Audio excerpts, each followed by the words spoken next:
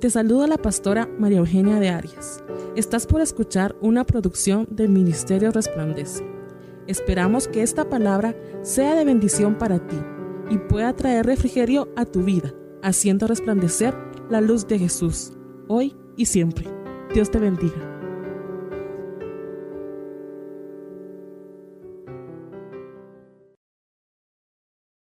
Bueno, la mesa está servida. ¿Cuántos quieren comer? Sí, muy bien. Vamos a entrar en el momento de la palabra. Quiero compartir con ustedes algo que creo que complementa muy bien algo que hemos estado aprendiendo las últimas semanas con respecto a autoridad. Hace unas semanas estuve predicando el concepto de lo que es autoridad moral. Recapitulando lo que hablamos en esa ocasión, autoridad moral es tener solvencia para poder incluso corregir a una persona, poder ser de bendición, edificándolo a través de la palabra que Dios ha puesto en nuestras vidas. Si una persona está descarriada, por ejemplo, de los caminos del Señor, necesita un consejo, necesita una corrección, y Dios te va a usar a ti para hacerlo. Tú tienes que tener la autoridad moral para poder llegar a esa persona. No podíamos decir, por ejemplo, o no sería correcto que una persona que tiene problemas con el alcohol venga y le diga a otra persona: mira, deberías de dejar de tomar. Quizás puede darle la recomendación y decirle: bueno, es que lo que pasa es que yo tengo ese problema y no quiero que sufras lo que yo estoy sufriendo. Y el testimonio puede impactar, pero no hay una autoridad moral establecida, porque sería como un ciego guiando a otro ciego. El problema sería simplemente el doble. Entonces hablamos sobre lo que significa realmente tomar la autoridad moral en nuestro hogar. Que podamos nosotros corregir a la gente, porque Dios nos ha corregido a nosotros. Que podamos nosotros cumplir con lo que Dios pidió que cumpliéramos, porque nosotros hemos hecho de nuestra parte. Que podamos incluso gobernar, que podamos pastorear, que podamos dirigir hasta nuestros ministerios, nuestros trabajos, nuestras empresas, porque también hemos aprendido a administrar y a dirigir nuestro hogar primero.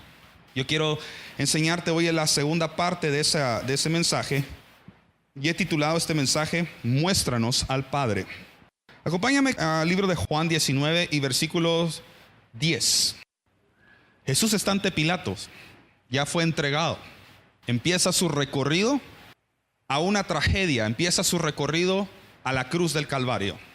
Y está aquí ante Pilato y tienen una conversación que a mí en lo particular me impactó muchísimo, porque creo que se circunscribe muchísimo en el tema de autoridad y autoridad moral. Un tema que hemos estado tratando las últimas semanas. Dice Juan capítulo 19 versículo 10. Entonces Pilato le dijo, en este caso a Jesús: ¿no me vas a contestar? ¿Acaso no sabes que tengo poder? Todos digan poder.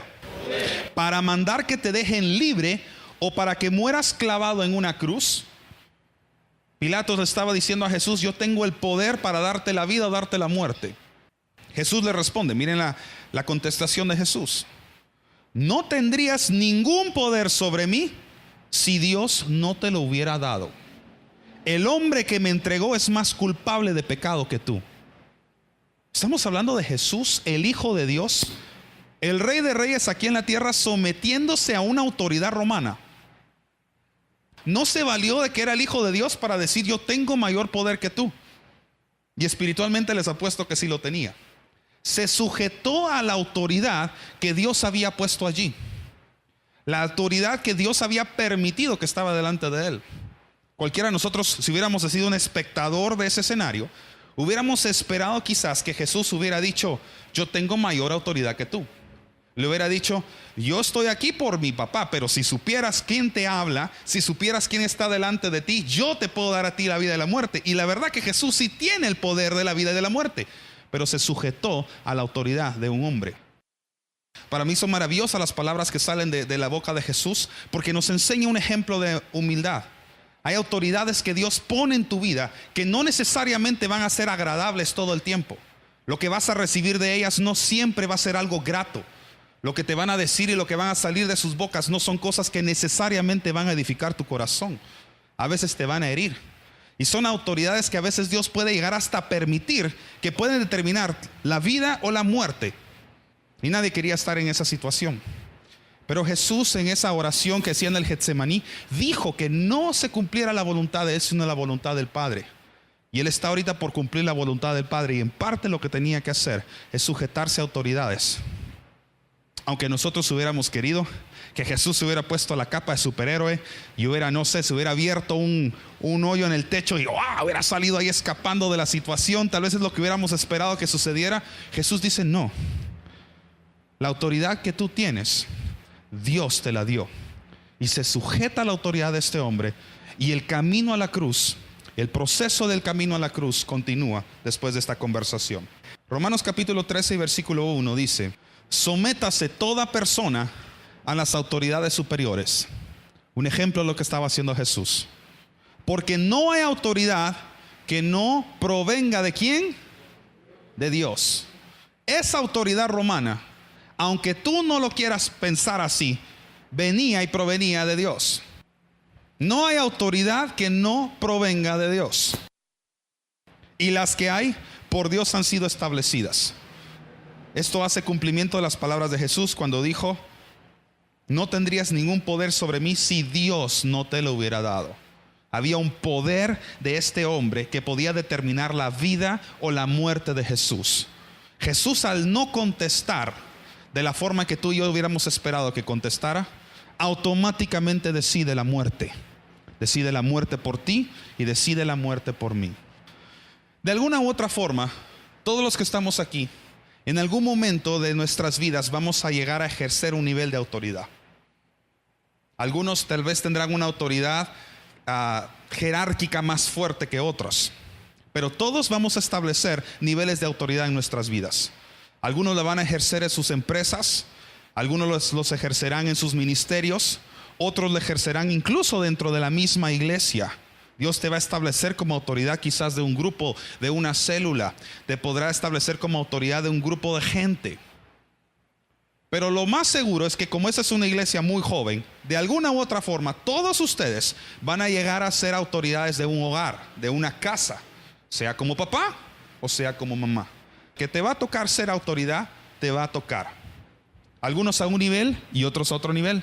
Y de alguna u otra forma, donde eres autoridad, tú puedes establecer tu poder, tú puedes establecer tus prioridades, pero te tocará también sujetarte a otra persona después.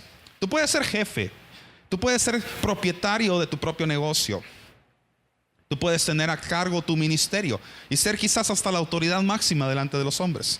Pero lo cierto es que siempre te tocará sujetarte a alguien más. Tú puedes ser jefe de tu casa, pero puedes ser empleado de tu oficina. Tú puedes ser el sacerdote principal de tu hogar, pero te toca sujetarte quizás a otros niveles de autoridades.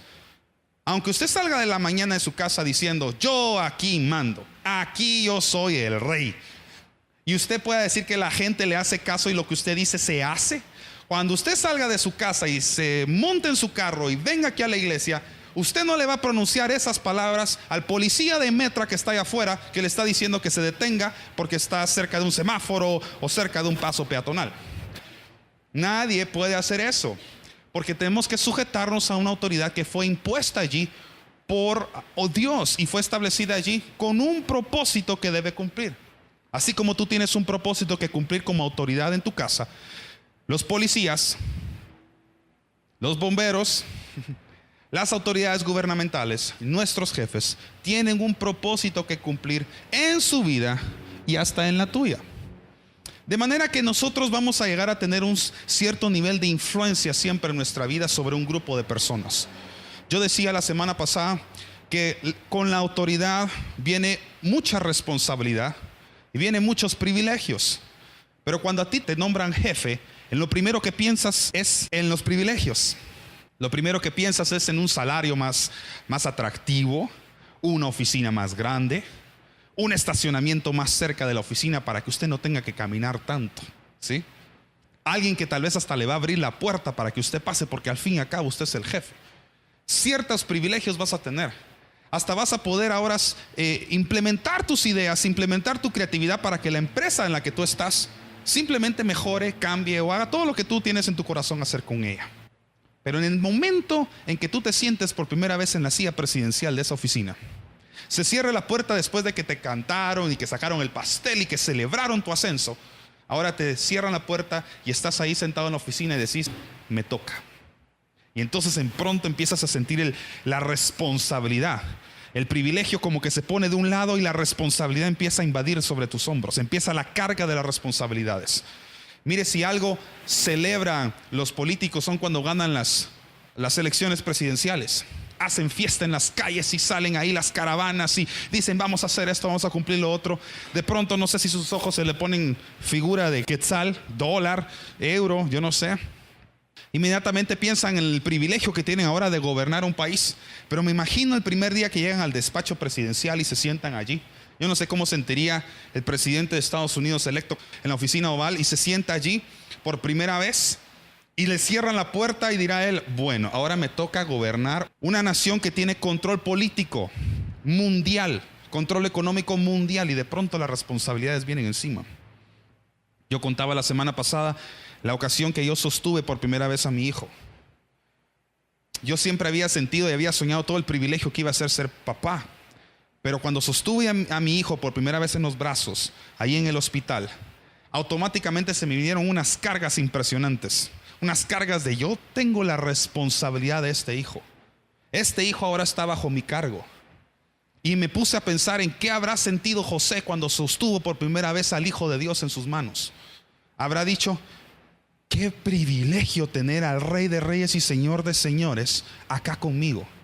Pero inmediatamente debe haber pensado también, es el Hijo de Dios. ¿Y si se me cae? ¿Y si se me olvida la leche?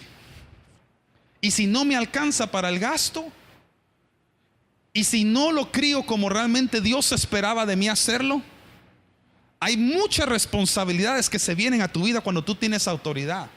Y hoy quiero enseñarte unos pequeños pasos, si se puede decir así, que te pueden guiar en cómo dirigir bien tu autoridad sobre las personas a las que tú tienes cierto nivel de influencia. Sobre tus hijos, sobre tus empleados, sobre los hijos de Dios, sobre las personas que acuden a tus ministerios, incluso si tú diriges una banda, sobre las personas que Dios te ha confiado para que estén bajo tu cargo. Este versículo que te voy a leer ahorita y la forma que lo vamos a estudiar, creo que te puede bendecir y servir de mucho. Filipenses capítulo 4 y versículo 9. Este versículo en particular lo he usado mucho cuando he tenido el privilegio de predicarle a líderes, a liderazgo, ya sea de la iglesia o hasta fuera de la iglesia. Creo que sirve muchísimo, así que si tú ejerces cualquier nivel de liderazgo, autoridad en tu vida, este versículo te va a servir muchísimo. Filipenses 4:9 dice así, Pablo hablándole a sus discípulos, a la gente que tenía bajo su cargo: lo que aprendisteis, recibisteis, oísteis y visteis en mí, esto haced, y el Dios de paz estará con vosotros. Aquí aparecen 4 verbos que vamos a desglosar. Dice aprendisteis, recibisteis, oísteis y visteis. Pero como vamos a hablar en guatemalteco en el siglo XXI, repita por favor después de mí: aprender, recibir, oír y ver. Eso es lo que le está diciendo Pablo a sus discípulos. Aprendan, reciban, oigan y vean. 4 verbos esenciales para tener en cuenta cuando tú vas a trabajar con personas que están bajo tu cargo. En tu negocio, en tu empresa, donde sea, estos 4 verbos son esenciales poner en práctica sobre cualquier tipo de influencia que tú tienes con gente. Dijimos aprender, recibir, oír y ver. Voy con el primero, aprender. Si tú le dices a una persona que le toca aprender, ¿qué te toca a ti hacer? Enseñar. Así que lo primero que te corresponde a ti hacer sobre las personas que tienes influencia es enseñar. Enseñar. Todos de alguna u otra forma vamos a cumplir en nuestra vida una función de magisterio. De alguna u otra forma todos vamos a tener oportunidades en la vida de poderle enseñar algo a alguien más. No creería que hay una persona aquí sentada que en algún momento no le ha tocado enseñarle algo a alguien. Siempre nos toca enseñarle algo a alguien más. La pregunta no es si vas a enseñar, porque todos aquí en algún momento vas a tener la oportunidad, con la autoridad que Dios te da en ese lugar en específico, de poderle enseñar algo a alguien más. La pregunta es, ¿qué vas a enseñar? Y como quiero enseñarte del contexto espiritual, vamos a Mateo 28:19. Si quiere, no pierda la cita de Filipenses. Mateo 28:19. ¿Qué enseñar? Aquí lo responde en este versículo. Palabras de Jesús, dice, en versión actualizada, puedes seguirme en la pantalla si te cuesta seguirme en tu versión. Ustedes vayan y hagan más discípulos míos en todos los países de la tierra. Bautícenlos en el nombre del Padre, del Hijo y del Espíritu Santo. Aquí está el verbo. Enséñenles a obedecer todo lo que les he enseñado. Yo estaré siempre con ustedes hasta el fin del mundo. Enséñenles a qué. Eso es lo que tú tienes que enseñar a la gente. Obediencia. Si hay algo que un papá le empieza a enseñar a su hijo desde que es pequeño, es a obedecer las autoridades. Porque las autoridades fueron puestas con Dios para cumplir un propósito. Las leyes fueron hechas para ser cumplidas. Las leyes y la constitución, las normas de tu empresa fueron establecidas para que tú las obedezcas. Con la obediencia viene una tremenda bendición. A principio de abril creo que fue, daba yo una enseñanza aquí en la iglesia de que no es lo mismo hacer las cosas porque te nacen que hacer las cosas porque naciste para hacerlas. Hay gente que se escuda a veces en la opinión o en el argumento de que yo hago las cosas porque me nace hacerlas, jefe. Es que a mí me nace a veces servirlo. A mí me nace a veces hacer esto bien y hacer lo otro. Y cuando no te nace, y cuando se te pide, o eres de las personas que simplemente hace las cosas por iniciativa, pero disfrazas esa buena actitud con el hecho de que eres desobediente, porque a la hora que te lo piden, entonces no. Ay, no, es que yo lo hago, pero si me nace hacerlo. Es que cuando me lo piden ya no es igual. Usted debe hacer las cosas con excelencia, se lo pidan o le nazcan hacerlas. Yo les contaba que yo no soy pastor porque me nace hacerlo. Yo soy pastor porque nací para hacerlo. Tú no eres papá porque te nació ser papá un día. Tú eres papá porque naciste para ser padre. Tú no eres jefe porque te nació ser un jefe. Tú naciste para ser jefe. Tú naciste con un propósito y naciste para establecer ese propósito en un nivel de autoridad que Dios en algún momento te va a otorgar. Así que enséñale a la gente a obedecer. Y en el contexto espiritual, enséñale a la gente que está bajo tu cargo a obedecer los principios y los estatutos de Dios. Si algo hizo que un pueblo de Dios permaneciera más de la cuenta en un desierto, fue la desobediencia. Si algo lastima el corazón de Dios, es la desobediencia de un hijo. Cualquiera que es papá acá y en algún momento su hijo ha desobedecido algo que este papá o esta mamá han establecido, saben que además del enojo viene tristeza, porque la desobediencia provoca tristeza en el corazón de la persona que esperaba de ti esa buena actitud. El segundo verbo era recibir. Decía recibisteis de mí. Así que si a la gente que está bajo mi cargo le toca recibir, ¿a mí qué me toca hacer? Dar. ¿Y qué voy a dar? Juan capítulo 13 y versículo 35 dice: en esto conocerán todos que sois mis discípulos, si tenéis amor los unos por los otros. ¿Qué te toca dar? Amor. Si algo te corresponde dar, es amor. Así que lo primero que le vas a enseñar a la gente es a obedecer. ¿Sí? Vas a enseñar, ¿y a enseñar qué? Obediencia. Luego vas a dar para que ellos reciban. ¿Y qué vas a dar? Amor. La Biblia dice que Dios es amor. Así que si Dios es amor, ¿qué vas a dar? A Dios. Vas a entregarle a Dios a la gente con tu servicio. Vas a entregarle a Dios a la gente con la autoridad que Dios te permitió tener sobre esas criaturas, sobre esos empleados, sobre esas ovejitas. Darles amor. Miren, ustedes pueden recibir muchísimas capacitaciones, muchísimos seminarios de cómo dirigir sus instituciones, sus empresas y sus hogares, cómo ser mejores papás, escuelas para padres y todo lo demás. Pero de nada sirve que tú inviertas en todas esas capacitaciones si en ninguna de ellas se te enseña a amar a la gente. Amar a las personas es sumamente importante. Es imposible que una persona diga que ama a Dios si no ama a las personas.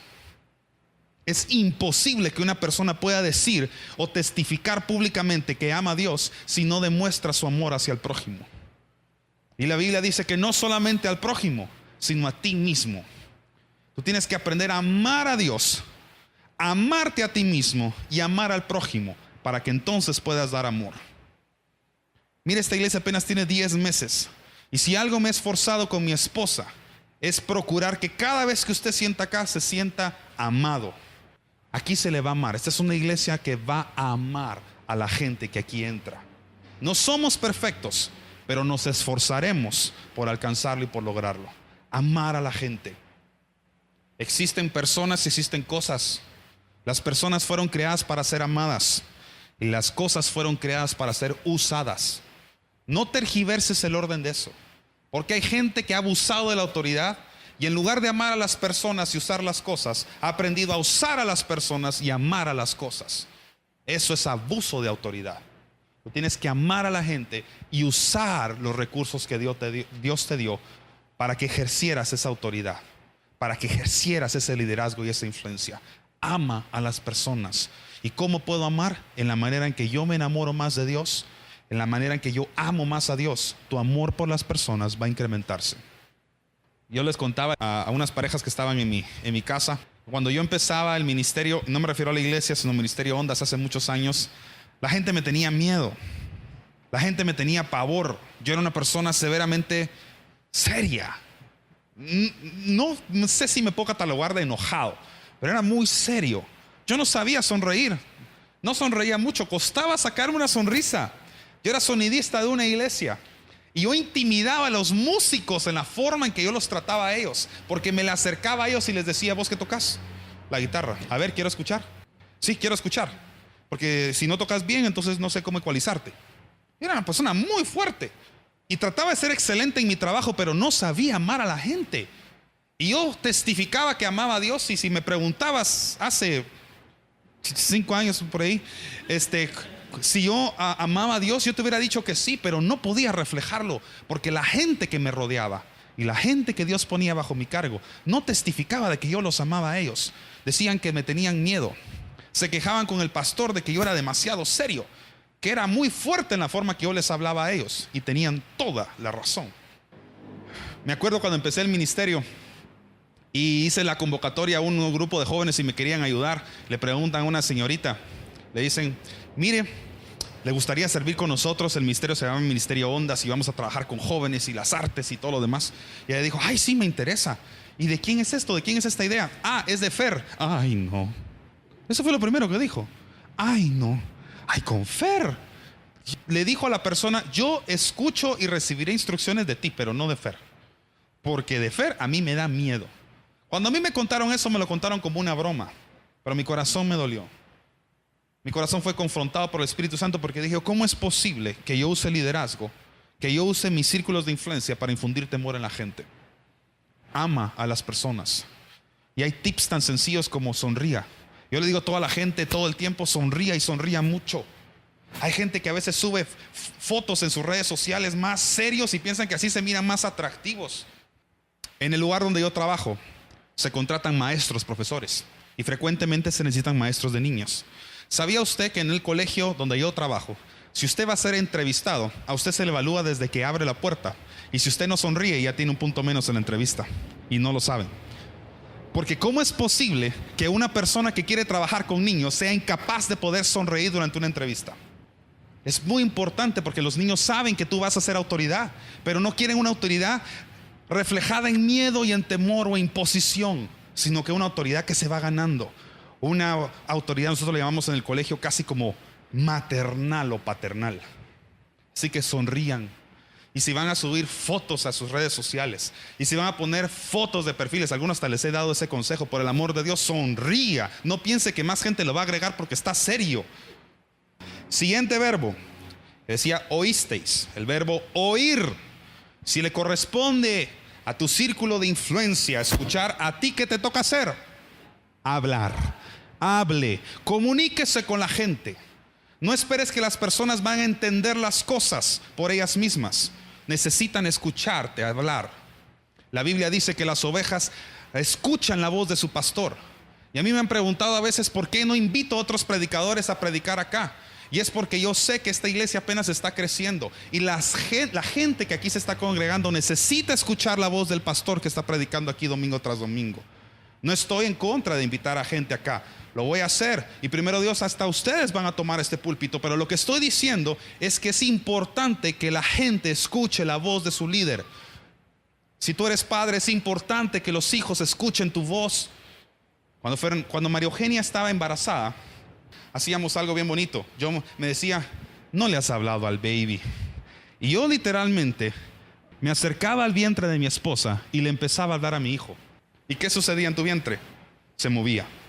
Cuando Fernandito nació,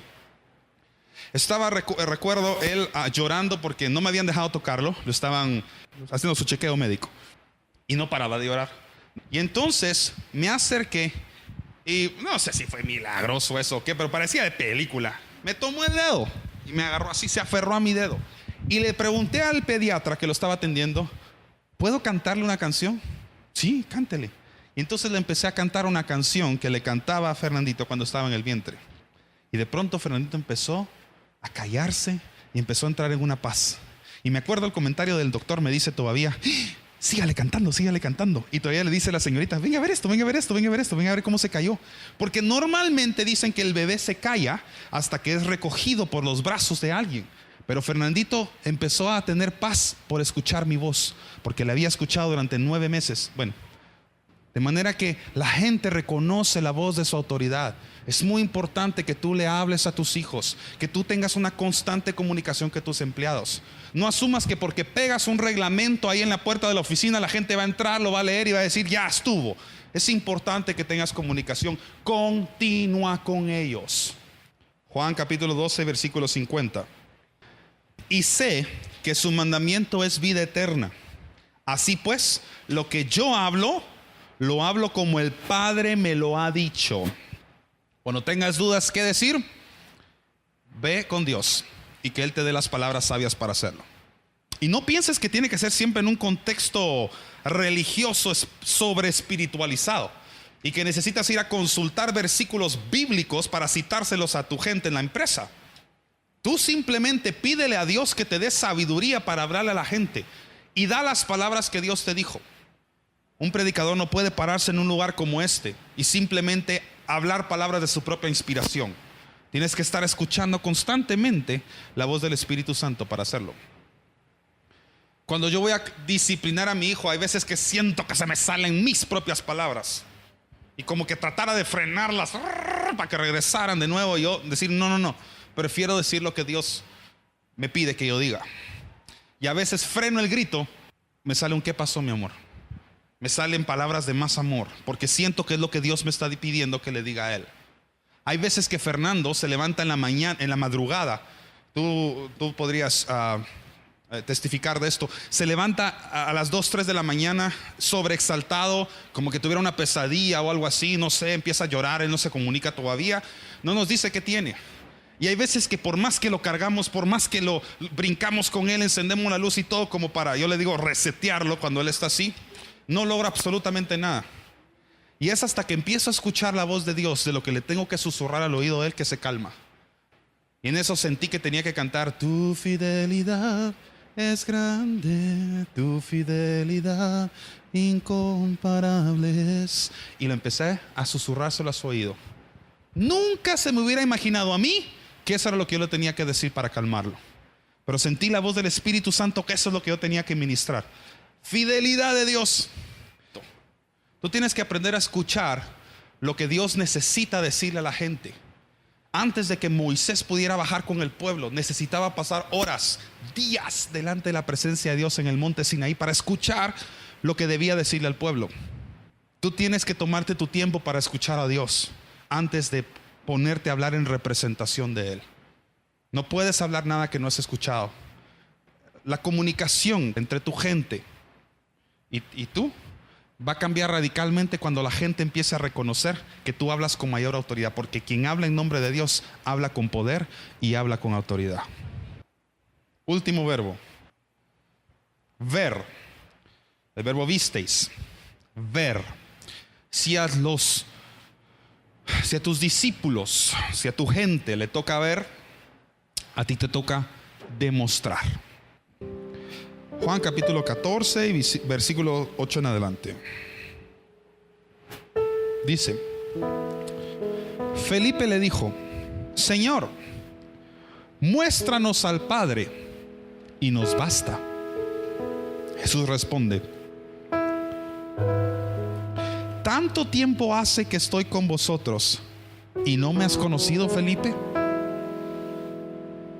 ¿A quién le estaba haciendo la pregunta Felipe? A Jesús, pidiendo que mostrara al Padre. Y mire la respuesta de Jesús: ¿tanto tiempo hace que estoy con ustedes y no me han conocido? La pregunta fue dirigida a Jesús, pero ¿sabes quién respondió? Dios. No respondió Jesús, respondió Dios, respondió el Padre. Mírenlo ahí: Señor, muéstranos al Padre. Un discípulo hablando a Jesús, y la respuesta es: tanto tiempo hace que estoy contigo y no me has conocido. La voz de Jesús, pero quien hablaba era Dios. Era el Padre que estaba en Jesús. ¿Cómo pues dices tú, muéstranos al Padre? ¿No crees que soy yo en el Padre y el Padre en mí? Era el Padre en Jesús el que estaba hablando. Sin embargo, qué triste que tanto tiempo debe haber pasado Felipe a la par de Jesús, y le dice Jesús: todo lo que has visto, todo el tiempo que has estado conmigo, y ahorita me dices que te muestra al Padre. Si todo el tiempo ha estado aquí, todo el tiempo ha estado acá. Y yo tengo un mensaje para ti esta mañana: que no te diga Dios que llevas tanto tiempo de estar con Él y que todavía no lo has visto. Que no te digan a ti: ya hemos escuchado tus prédicas, ahora muéstranos a Dios. Que nadie te diga: ya hemos visto tu iglesia, ahora enséñanos dónde está la presencia de Dios. Que nadie te diga a ti: ya hemos disfrutado tu boda, ahora muéstranos tu matrimonio. Que nadie te diga a ti: ya hemos visto tu casa, ahora muéstranos tu hogar. ¿Cómo es posible que has visitado tantas veces una casa, mas nunca has visto el hogar? Has entrado tantas veces a la iglesia, mas has visto el ministerio y no has visto a Dios. Has escuchado tanto al predicador, pero no has visto y escuchado la voz de Dios a través del predicador. Que nadie te tenga que llegar a decir un día: muéstrame que eres cristiano. Una persona con la que quizás has compartido un liderazgo en el trabajo, un empleado que ha estado bajo tu cargo trabajando fielmente a ti 5 o 10 años, y entonces resulta que te hace la pregunta: muéstrame que eres cristiano. El peor, no sé si el peor argumento, la peor oración que puede salir de labios de alguien y que tus oídos tengan que escuchar es esto: yo no sabía que eras cristiano. Y entonces tú inmediatamente dices: no, sí, yo soy cristiano. ¿Cómo es posible que llevas 5, 10, 15 años de conocer a esa persona y luego resulta que te pregunta: yo no sabía que eras cristiano? ¿Qué hiciste durante esos 10 años para que no viera a Dios a través tuyo? ¿Qué hiciste durante esos 5 años que la gente no pudo ver la luz de Jesús resplandecer a través tuyo? ¿Qué has hecho con tus empleados, con esa autoridad que Dios te dio? Y te voy a decir algo: no tengas temor de usar el nombre de Dios, aún en cosas fuera de la iglesia, creyendo que por usarla vas a ser criticado delante de la gente o te van a tachar de religioso. Si tú simplemente les muestras amor, no es necesario que estés predicándoles todo el tiempo, porque amor es Dios y Dios es amor. Mientras tú ames a la gente, mientras tú des todo por ellos y por ellas, la prédica ya fue dada. Tu vida puede ser la mejor prédica que cualquier persona pueda llegar a ver o escuchar sin poner pies en una iglesia. Tu ejemplo, muéstrales al Padre a la gente con tu estilo de vida, Y si tienes la responsabilidad de tener gente bajo tu cargo, usa el privilegio que Dios te dio de tener influencia sobre ellos y muéstrales al Padre. Pero no abras una célula sin que la gente vaya y simplemente vea una célula o una casa de luz. Muéstrales al Padre. Si vas a hacer una banda de música, que no escuchen la música, que vean al Padre. El Padre es muy importante. Y con este versículo cierro. Juan 17. Adelanta un poquito. Versículo 3. Juan 17, 3. Esta es la vida eterna. Juan 17, 3. Esta es la vida eterna, que te conozcan a ti, el único Dios verdadero, y a Jesucristo a quien has enviado.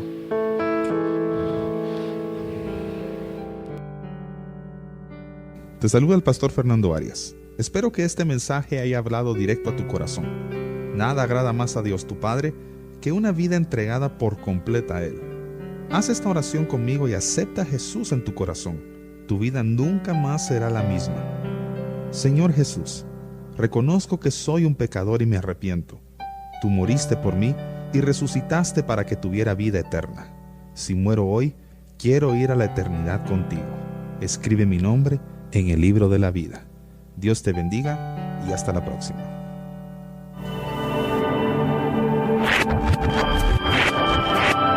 Para mayor información, visítanos en www.ministeriosresplandece.org. Búscanos en Facebook y en Twitter como Pastor Fernando Arias.